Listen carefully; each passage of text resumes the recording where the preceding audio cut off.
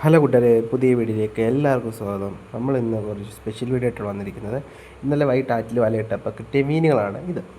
അതിൽ ഈ മീനെ കണ്ടു, വലിയ മീൻ. ഈ വലിയ മീനിൻ്റെ പേര് ആർക്കെങ്കിലും അറിയാമെങ്കിൽ ഒന്ന് കമൻറ്റ് ചെയ്യുക. നമുക്ക് ആർക്കും അറിയത്തില്ല, അതെന്തോ മീനാണെന്നൊന്നും അറിയത്തില്ല.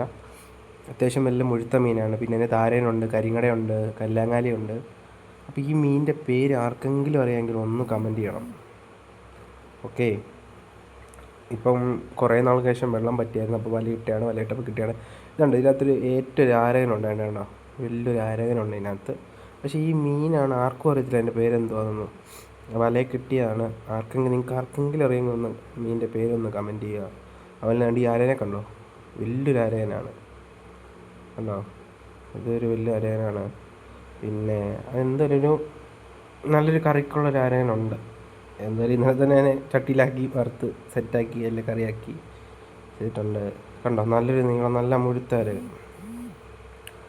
അപ്പോൾ ഈ വീഡിയോയ്ക്കകത്ത് ഞാൻ പറഞ്ഞല്ലോ, എനിക്ക് മെയിനായിട്ട് അറിയേണ്ടതെന്ന് വെച്ച് കഴിഞ്ഞാൽ ആ മീനിൻ്റെ പേര് നിങ്ങൾക്ക് അറിയാമെങ്കിൽ ഒന്ന് കമൻറ്റ് ചെയ്യുക.